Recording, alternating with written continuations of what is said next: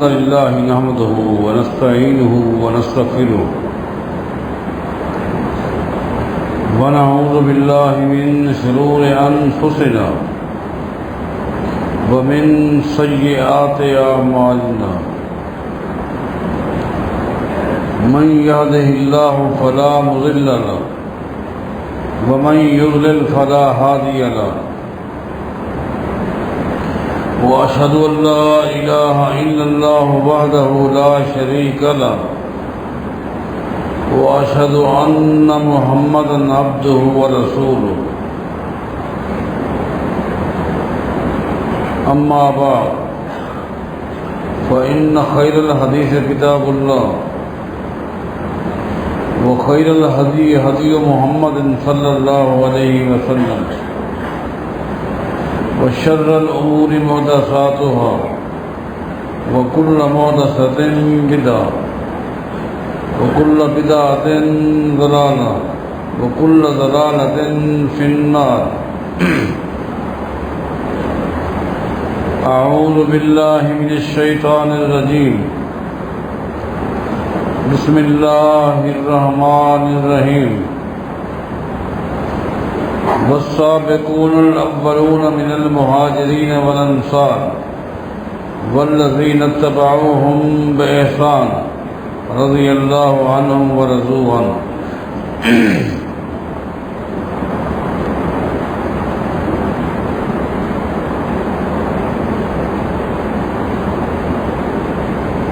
تمام صحابہ کرام جنتی، تمام صحابہ کرام کو اللہ تعالیٰ نے اپنی کلام کے ذریعے اپنی رضامندی کے سرٹیفکیٹ جاری کر دی رضی اللہ عنہم. بعض خوش نصیبوں کو مختلف مواقع پر الگ سے جنت کی بشارتیں دی گئی، جیسا کہ بیت الرضوان والوں کو، غزوہ احد والوں کو، غزوہ بدر والوں کو. اسی طرح وہ 10 خوش نصیب جنہیں ایک ہی مجلس میں نبی علیہ السلام نے نام لے کر جنت کی بشارت دی، ان کی سیرت کا، ان کے اسوہ حسنہ کا، ان کے مبارک کردار کا تذکرہ ہو رہا ہے. گزشتہ جمعہ سیدنا ابو عبیدہ بن جراح رضی اللہ تعالیٰ عنہ کے سیرت کے بعض پہلو کو آپ کے سامنے رکھا تھا. یہ چند دوست تھے. عبد الرحمن بن عوف ہو گئے رضی اللہ عنہ، عثمان بن مظعون ہو گئے رضی اللہ عنہ، ابو سلمہ ہو گئے رضی اللہ عنہ، یہ ابو عبیدہ بن جراح ہو گئے رضی اللہ عنہ. یہ سب دوست تھے. بہت سوچ سمجھ کے بعد، تحقیق کے بعد یہ سب ایک ہی ساتھ آئے اور ایک ہی ساتھ انہوں نے اسلام قبول کیا تھا.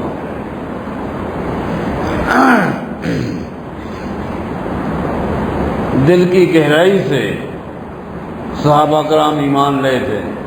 یہی وجہ ہے کہ صحابہ کے ایمان کو معیار قرار دیا گیا ہے.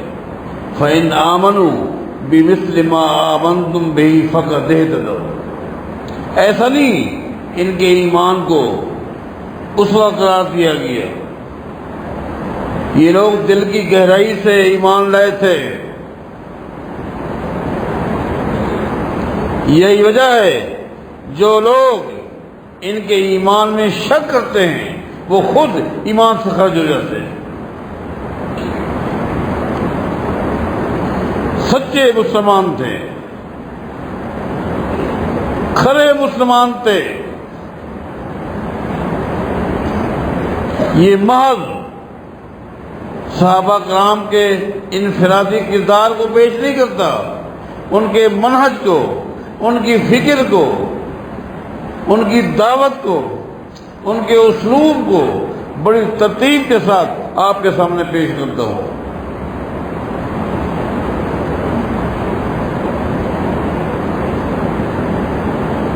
انہوں نے الفاظ کی حد تک اسلام قبول نہیں کیا تھا. یہ صرف ظاہری مسلمان نہیں تھے، ظاہری مسلمان اس طرح کا کام نہیں کرتے کہ بدر کے میدان میں آپ دیکھیں مسلمانوں کی صفوں میں ابو عبیدہ بن جراح کھڑے ہوئے ہیں رضی اللہ عنہ. ابو عبیدہ بن جراح کے مقابلے میں کافروں کی صفوں میں ابو عبیدہ بن جراح کا باپ کھڑا ہوا ہے.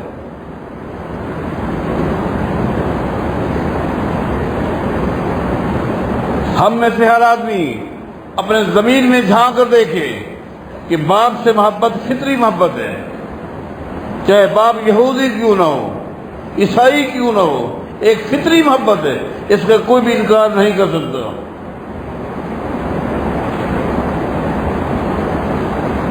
ابو عبیدہ بن جراح کا باپ سمجھتا تھا کچھ بھی ہو میں ابو عبیدہ کا باپ ہوں،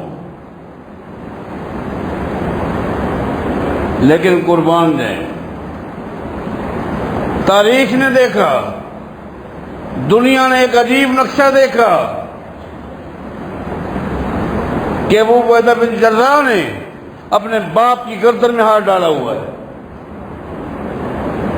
جو ہی زمین پہ لٹایا اور باپ کے سینے پر پاؤں رکھا، تلوار کو سیدھا کیا، باپ نے کہا ابو عبیدہ تیرا باپ ہوں، تیری پرورش میں میرا ہاتھ ہے، دیکھ کیا کر رہا ہے. بہت کچھ کہا باپ نے. قربان جائیں ابو عبیدہ بن جراح نے ایک جملہ کہا سن، ایک باپ کائنات کے امام محمد مصطفیٰ کے فرمان پر پوری کائنات قربان ہے، یہ کہا اور تلوار چلا دی، باپ کا سر تن سے جدا کر کے رکھ دیے. یہ ظاہری مسلمان تھے، یہ ظاہری کلمہ پڑھنے والے یوں کرتے ہیں کہ بیٹے نے باپ کی گردن پہ تلوار چلائی، ادھر اللہ نے اسی وقت جبریل کو قرآن کریم کی آیت دے کر بھیج لا تجد قوما یؤمنون باللہ والیوم الآخر یوادون من حاد اللہ ورسولہ ولو کانوا آباءہم. یہ سچے لوگ تھے، دل کی گہرائی سے انہوں نے کلمہ پڑھا تھا. قرآن نازل ہو گیا اے میرے پیغمبر صلی اللہ علیہ وسلم، یہ کھڑے لوگ ہیں جن کے دل میں کفر کی محبت نکل چکی، ایمان کی محبت داخل ہو چکی، اور ایمان کی محبت کفر کی محبت پر غالب آ چکی ہے. یہ وہ لوگ ہیں. ان کے ایمان میں شک کرنا اپنے ایمان کو برباد کر دینے والی بات ہے. قربان جائیں ابو عبیدہ بن جراح رضی اللہ عنہ. اور یہ بات تو ہم نے نبی علیہ السلام کی سیرت سے پائی ہے. صحابہ کی سیرت کو بیان کرنا اور انفرادی طور پر صحابہ کرام کی سیرت کو بیان کرنا خود نبی علیہ السلام ثابت ہے. خود نبی علیہ السلام صحابہ کرام کی انفرادی طور پر بھی سیرت کو بیان کیا کرتے تھے. آپ جامع ترمذی اٹھائیں، ایک موقع پر نبی علیہ السلام نے بعض صحابہ کا نام لے کر ان کی عظمت کو بیان کیا. یہ صرف یہ ہم نہیں کر رہے،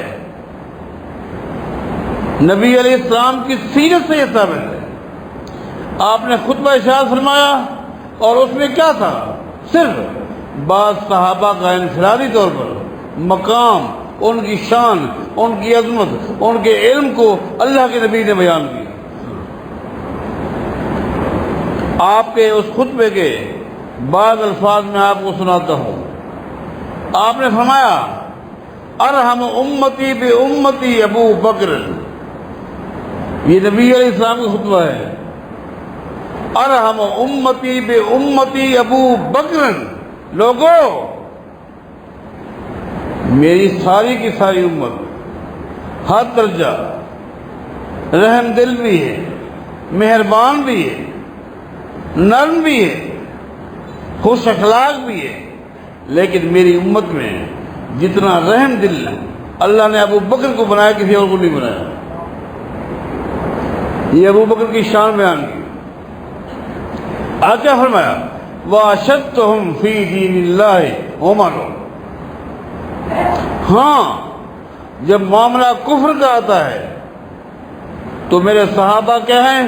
رحماء بینہم، آپس میں مہربان ہیں، کفار کے لیے سخت ہیں، آپس میں مہربان ہیں، کفار کے لیے سخت ہیں، لیکن جس قدر سختی، دو ٹوک فیصلہ کر دینا، جس طرح یہ خوبی میرے عمر میں رکھی ہے کسی اور بھی نہیں رکھی۔ اشدہم فی دین اللہ عمر، یہ شان بیان ہو رہی ہے، یہ سیرت صحابہ بیان ہو رہی ہے۔ وَأَصْدَقُهُمْ حَيَاءً عثمان، لوگوں میرے تمام صحابہ ہدایت اخلاق والے ہیں، شرم و حیا والے ہیں، غیرت والے ہیں، لیکن جو شرم و حیا اللہ نے میرے عثمان کو دیے کسی اور کو نہیں دی۔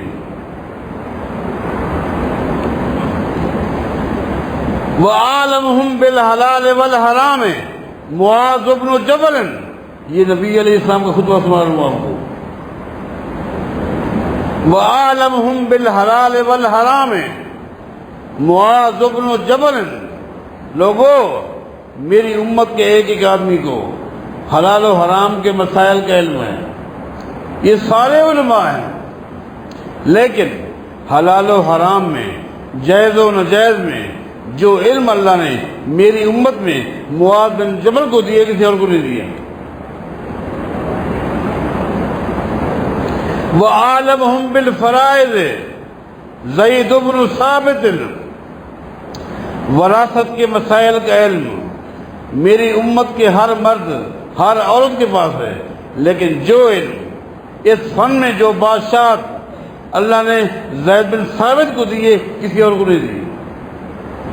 وَأَقْرَأُهُمْ أُبَيٌّ، لوگوں میری امت کا ہر فرد قاری القرآن ہے، قرآن پڑھتا ہے، لطف آتا ہے، مرد بھی عورتیں بھی، لیکن میری امت کا سب سے بڑا قاری ابی بن کعب ہے۔ یہ شان بیان ہو رہی۔ آگے فرمایا وَلِكُلِّ أُمَّةٍ أَمِينٌ وَأَمِينُ هَذِهِ الْأُمَّةِ أَبُو عُبَیدۃ بن الجراح، ہر امت کو اللہ نے ایک امین دی ہے، میری امت کا امین ابو عبیدہ بن جراح۔ نبی علیہ السلام صحابہ کرام کے مقام کو، ان کی فکر کو، ان کے منہج کو، ان کے کردار کو، ان کے عمل کو، علم کو بیان کیا کرتے تھے۔ یہ بھی نبی اسلام کی اتباع کی ایک شکل ہے، صحابہ کے مقام کو بیان کرنا، یہ بھی نبی اسلام کی سنت ثابت ہے، نبی علیہ السلام کی سنت سے یہ بھی چیز ثابت ہے۔ ابو عبیدہ بن جراح کو کیا اللہ نے صبر دیا تھا، کیا توکل دیا تھا، قربان نے۔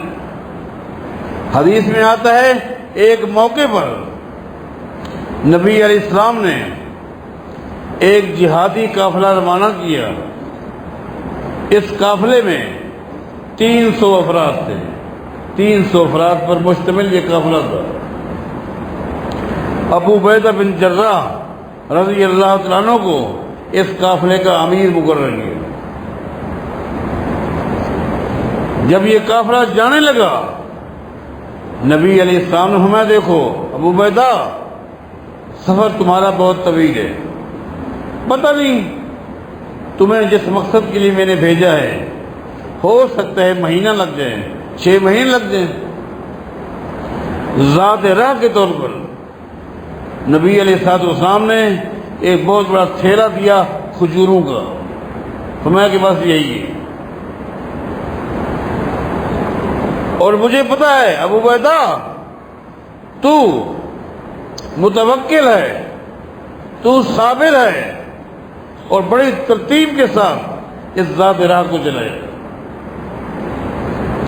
قربان جائیں، قربان جائیں۔ سیدنا عبیدہ بن جراح رضی اللہ عنہ نے مدینے سے نکل کر ایک بلیغ خطبہ اس قافلے کو ارشاد فرمایا، جو توکل اللہ پر تھا، تقوی پر تھا، صبر پر تھا، اور ساتھ اعلان کیا، لوگوں ہماری تعداد 300 ہے، کھجوروں کا خالی ایک تھیلا ہے، نامعلوم کب واپس آئیں گے، لہذا 24 گھنٹے میں تمہیں کھجور کا ایک دانہ ملے گا۔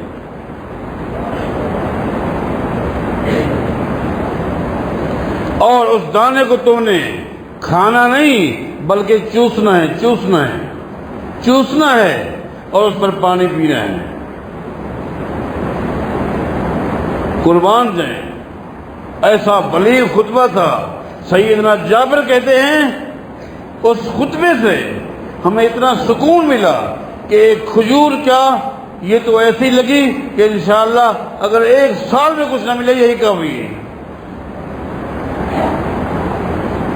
روزانہ ایک کھجور کا دانہ قافلے کے ہر فرد کو ملتا رہا، ایک ملتا رہا، حتیٰ کہ سیدنا جابر کے رضی اللہ عنہ ایک دن ایسا بھی آ گیا کہ ہم نے خود دیکھا اپنے امیر کو ابو عبیدہ بن جراح کو رضی اللہ عنہ کہ دیکھ رہے تھے کہ اب تھیلے میں ایک دانہ بھی نہیں ہے۔ ہم نے آپس میں یہی کہا کل کیا بنے گا، کل کا کیا ہوگا؟ سیدنا جابر کہتے ہیں ہمارے امیر نے سن لیا، ابو عبیدہ بن جراح نے جمع کیا اور کہا جس ذات نے آج رزق دی ہے وہ ذات کل بھی رزق دینے پر قادر ہے۔ یہ ہے وہ شخص، یہ ہے وہ شخص۔ اگلے دن ہوا، سیدنا ابو عبیدہ بن جراح نے کہا آؤ ساحل سمندر پہ چلتے ہیں، ساحل سمندر پہ چلتے ہیں، سمندر کے کنارے پہ جاتے ہیں، سامنے ساحل تھا۔ ہم گئے، کیا دیکھتے ہیں، اللہ، ہم نے زندگی میں اتنی بڑی مچھلی کبھی نہیں دیکھی تھی جو مچھلی باہر پڑی تھی۔ اس مچھلی کو اٹھا کر لائے۔ آپ حیران ہوں گے، مچھلی کی جو مدت ہوتی ہے وہ 24 گھنٹے ہوتی ہے، اس کے بعد خراب ہو جاتی ہے۔ آخری حد جو ہے وہ 24 گھنٹے، اس کے بعد اس میں ہیک آ جاتی ہے، وہ بات نہیں رہتی۔ قربان جائیں، سیدنا جابر کہتے ہیں اقمنا علیہ عشرن ونحن 300، ہم وہاں جہاں ٹھہرے ہوئے تھے، جس مقصد کے لیے نبی علیہ السلام نے ہمیں بھیجا تھا، اس مقصد کے لیے ہم وہاں رکے تھے۔ 1 مہینہ ٹھہرے رہے اور 1 مہینہ تک وہی مچھلی کھاتے رہے۔ صبح کو اسی کو پکا کے کھاتے تھے، شام کو اسی کو پکا کر، اسی کی چربی، اسی کا تیل، 1 مہینہ، 1 مہینہ۔ کتنی بڑی مچھلی تھی؟ حدیث میں آتا ہے، سیدنا جابر کہتے ہیں رضی اللہ عنہ، ایک دن ہم لوگوں نے اس مچھلی کا ایک کانٹا زمین میں گاڑا، اس کو ہم نے درہ بنایا، درہ، دونوں طرف سے گاڑا، اور درمیان سے ہمارا ایک ساتھی اونٹ پر بیٹھ کر گزرا، لیکن وہ کانٹا ٹکرایا نہیں۔ ایک دن ابو عبیدہ بن جراح نے کہا رضی اللہ عنہ، آج اس مچھلی کی آنکھ نکال کر پکا کر میں تمہیں کھلاؤں گا۔ آج اس مچھلی کی آنکھ نکالتے ہیں اور وہ پکا کر کھلاتے ہیں۔ نوجوان لگ گئے، اس مچھلی کی ایک آنکھ کو جب نکالا گیا، سیدنا ابو عبیدہ بن جراح نے کہا اب کچھ نوجوان اس خول میں بیٹھے، میں دیکھوں اس مچھلی کی آنکھ کے خول میں کتنے مجاہد آتے ہیں۔ تو کہتے ہیں 13 مجاہدین ایک آنکھ کے خول میں بیٹھ گئے۔ اب آپ سوچیں وہ کتنی بڑی مچھلی ہوگی، جس مچھلی کی ایک آنکھ کے خول میں 13 مجاہدین بیٹھ گئے، 13 مجاہدین بیٹھ گئے۔ فلما قدمنا الى المدینہ واتینا رسول اللہ صلی اللہ علیہ وسلم واخبرنا به بذلک، ایک مہینے کے بعد جب ہم آئے اور نبی علیہ السلام کو ہم نے بتایا تو ہم نے کہا وہ مچھلی تو ہم نے کھائی، لیکن سوال یہ ہے کہ ہم نے شکار تو نہیں کیا تھا، باہر پڑی تھی، ہمارا وہ کھانا صحیح تھا کہ نہیں؟ نبی علیہ السلام نے فرمایا ہوا رزق اخرجہ اللہ لکم، یہ مچھلی اللہ نے خاص طور پر تمہارے لیے باہر بھیجی تھی۔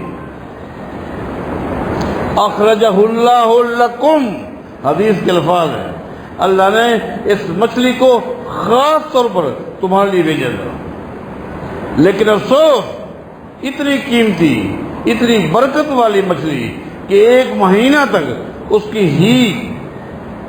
کی خوشبو میں کوئی تبدیلی نہیں ہے، ایسی چیز تم میرے لیے کیوں نہیں لے؟ صحابہ نے کہا ابھی تک ہمارے پاس موجود ہے، مچھلی موجود ہے، تیل بھی موجود ہے، نبی علیہ السلام کے سامنے پیش کیا ہے۔ توکل اللہ، اس کے برکات۔ لیکن بات لمبی نہ ہو جائے، ابو عبیدہ بن جراح کے حوالے سے آخری بات کہہ دیتا ہوں، بہت ساری ان کی زندگی کے پہلو ہیں، دل کرتا ہے ان کو بیان کیا جائے۔ سن 18 ہجری کا واقعہ ہے، توجہ کے ساتھ سننا ہے۔ سن 18 ہجری کا واقعہ ہے۔ ان ایام میں سیدنا ابو عبیدہ بن جراح رضی اللہ عنہ ملک شام میں تھے۔ سیدنا عمر بن خطاب رضی اللہ عنہ نے انہیں خط لکھا۔ اس وقت سیدنا عمر کو ملک شام کے حالات کا علم نہیں تھا کہ وہاں کیا تبدیلی آ چکی ہے، علم نہیں تھا۔ خط لکھ رہا، ابو عبیدہ مجھے اہم کام ہے آپ سے، آپ خط پڑھتے ہی روانہ ہو جائے، بہت اہم کام ہے، خط پڑھتے ہی آپ مدینہ روانہ ہو جائے۔ اتفاق دیکھیے، جس وقت ابو عبیدہ بن جراح رضی اللہ عنہ کو خط ملا، اس وقت ابو عبیدہ بن جراح ایک ایسے علاقے میں تھے جہاں طاعون کی بیماری پھیل چکی تھی۔ اب سننا، طاعون کی بیماری پھیل چکی تھی اور سینکڑوں کی تعداد میں روزانہ اموات ہو رہی تھی۔ ابو عبیدہ بن جراح اسی علاقے میں تھے، خط پہنچا۔ اب ابو عبیدہ بن جراح کہتے ہیں میری زندگی میں کبھی ایسا امتحان نہیں آیا لوگوں جو امتحان آج آ چکا۔ وہ کیا امتحان؟ کہا ایک طرف امیر المومنین سیدنا عمر بن خطاب رضی اللہ تعالیٰ عنہ کا حکم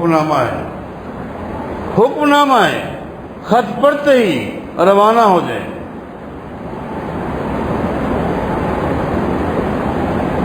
اس خط کا، اس حکم نامے کا تقاضا یہ ہے خط کو جیب میں رکھوں، مدینہ روانہ ہو جاؤں۔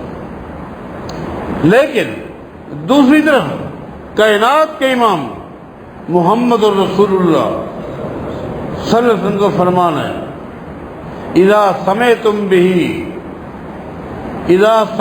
به ارضا فلا تدخلوا علیہ وَإِذَا وَقَعَ بِأَرْضٍ وَأَنْتُمْ بِهَا فَلَا تَخْرُجُوا مِنْهُ فِرَارًا۔ نبی علیہ السلام میں لوگوں زمین کے کسی خطے میں اگر طاعون کی بیماری پھیل جائے اور تم اس علاقے سے باہر ہو تو تم اس علاقے میں مت جاؤ، اور اگر طاعون کی بیماری کسی ایسے علاقے میں پھیل جائے جہاں تم ہو تو پھر تم اس علاقے کو چھوڑ کے مت جاؤ۔ ابو عبیدہ اپنے آپ سے کہتے ہیں، ایک طرف امیر المومنین کا فرمان ہے جلدی روانہ ہو جاؤ، ایک طرف نبی علیہ السلام کا فرمان ہے۔ عمر بن خطاب کے حکم کا تقاضا یہ ہے میں اس علاقے کو چھوڑ کے چلا جاؤں، لیکن نبی علیہ السلام کے فرمان کا تقاضا یہ ہے کہ یہی رہو۔ اب یہ امتحان، اب یہاں رک کر ایک بات عرض کروں گا جو کہتے کہتے اس عمر کے حصے تک پہنچ چکا ہوں۔ اس امتحان کی زد میں نبی علیہ السلام کی امت کا ہر فرد آج بھی ہے، مرد بھی ہے، عورت بھی ہے، غریب بھی ہے، امیر بھی ہے، چھوٹا بھی ہے، بڑا بھی ہے، شہری بھی ہے، دیہاتی بھی ہے۔ ہر وقت ہم سب اسی امتحان کی زد میں ہیں۔ زندگی کے ہر موڑ پہ ایک طرف برادری کا فیصلہ آ جاتا ہے، ایک طرف نبی علیہ السلام کی حدیث آ جاتی ہے، ایک طرف حکمرانوں کی بات آ جاتی ہے، ایک طرف نبی علیہ السلام کا حکم ہے، ایک طرف علاقے کے علماء کچھ کہتے ہیں، ایک طرف نبی علیہ السلام کا فرمان ہے، ایک طرف پیر و مرشد کچھ کہہ رہا ہے، ایک طرف نبی علیہ السلام کا فرمان ہے۔ ہمارا بھی امتحان ہے، ہر موڑ پہ امتحان ہے۔ کیا کرنا چاہیے؟ اس امتحان کے وقت ہمیں کیا کرنا ہوگا؟ وہی کچھ کرنا ہوگا جو ابو عبیدہ بن جراح نے کیا۔ یہ ہے صحابہ کی فکر، یہ ان کا منہج، اس کو نوٹ کیجیے۔ انہوں نے کیا کیا اور ہم کیا کر رہے ہیں؟ ہم کس کو چھوڑ رہے ہیں اور کس کو لے رہے ہیں، اور کس کو لینا چاہیے، کس کو چھوڑنا چاہیے؟ عبادات میں دیکھیں، اخلاقیات میں دیکھیں، معاشرتی زندگی میں دیکھیں، معاشی زندگی میں دیکھیں، ہم کس کو لے رہے ہیں، کس کو چھوڑ رہے ہیں؟ جبکہ یہاں دو عظیم ہستی ہیں۔ امت میں دیکھیں تو عمر کا ایک مقام ہے، ایک مقام، ایک شان، مثالی شخصیت ہے۔ میں نے گزشتہ دنوں آپ سے کہا تھا کہ نبی علیہ السلام نے فرمایا تھا، آپ نے فرمایا تھا ہر نبی میں ایک نہ ایک محدث پیدا ہوا ہے۔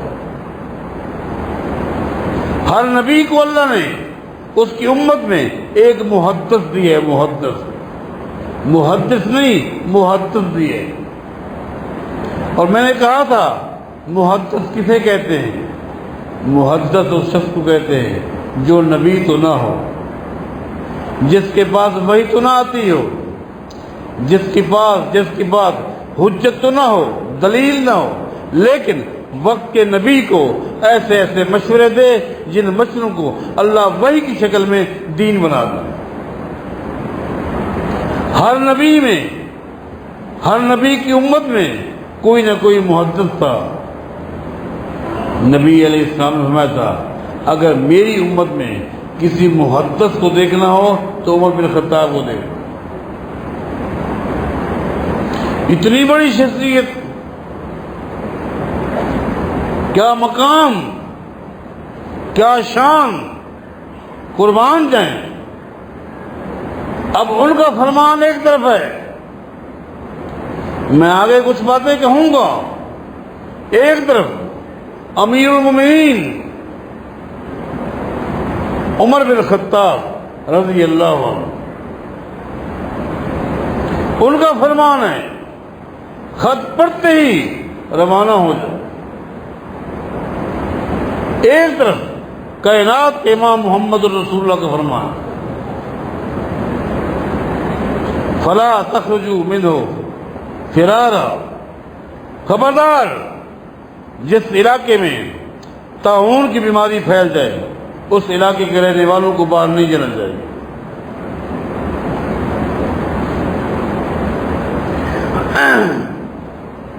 اس موڑ پہ ابو عبیدہ بن جراح نے کیا کیا رضی اللہ عنہ، امیر المومنین سیدنا عمر بن خطاب رضی اللہ عنہ کے خط کے نیچے لکھا، خالی نبی علیہ السلام کے نیچے لکھا، خالی نبی علیہ السلام کی حدیث لکھی کہ نبی علیہ السلام کا فرمان ہے اذا سمعتم بہ بارض، اذا سمعتم بہ بارض، جب یہ بیماری طاعون کی کسی علاقے میں پھیل جائے تو تم اگر اس علاقے سے باہر ہو تو مت جاؤ۔ وَإِذَا وَقَعَ بِأَرْضٍ وَأَنْتُمْ بِهَا، اگر کسی علاقے میں یہ بیماری پھیل جائے تم وہاں ہو تو وہاں سے مت جاؤ۔ اے امیر المومنین، آپ کا جب خط ملا اس وقت سے لے کر ابھی تک میں اس علاقے میں ہوں جہاں طاعون کی بیماری پھیل چکی، خط روانہ کر، قربان جائیں، قربان جائیں۔ عمر بن خطاب کے فیصلے کو نبی علیہ السلام کی حدیث پر قربان کر دیں۔ اب میں کیا کہوں اور کیا نہ کہوں؟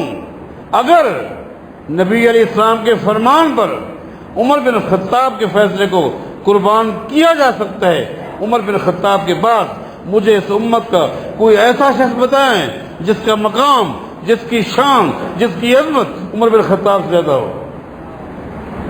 جس کے فرمان کو، جس کے حکم کو، جس کے فیصلے کو، جس کے فیصلے کو نبی علیہ السلام کی حدیث پر قربان نہ کیا جا سکتا۔ نہیں، نہ کوئی پیدا ہوا اور نہ کوئی پیدا ہو، قربان کر دیا۔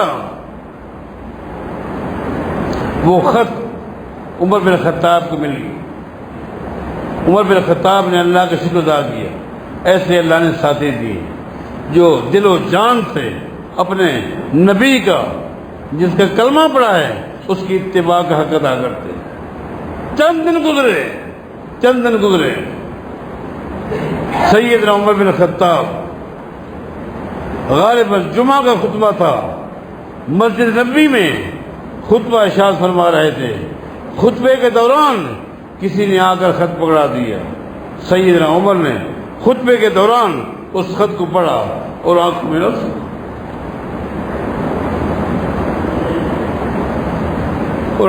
آنسو آ گئے، اور روتے ہوئے کہا لوگوں ابو عبیدہ بن جراح فوت ہو گئے، فوت اسی طاعون کی بیماری میں فوت ہو گئی، جس بیماری کے بارے نبی علیہ السلام نے فرمایا تھا لوگوں یہ طاعون کی بیماری کافروں کے لیے عذاب ہے اور مسلمانوں کے لیے رحمت بھی ہے اور شہادت بھی ہے۔ ابو عبیدہ بن جراح نے فوراً معاذ بن جبل، وہ بھی اس بیماری کی زد میں آ چکے تھے، ان کو اپنا قائم مقام بنایا اور دنیا سے چلے گئے، اور کچھ دنوں کے بعد معاذ بن جبل بھی فوت ہو گئے۔ اپنی جان قربان کر دی لوگوں نے، لیکن نبی علیہ السلام کی اتباع میں کمی نہیں آنے دی۔ اللہ ان تمام صحابہ کرام کے نقش قدم پر ہمیں چلنے کی توفیق عطا فرمائے۔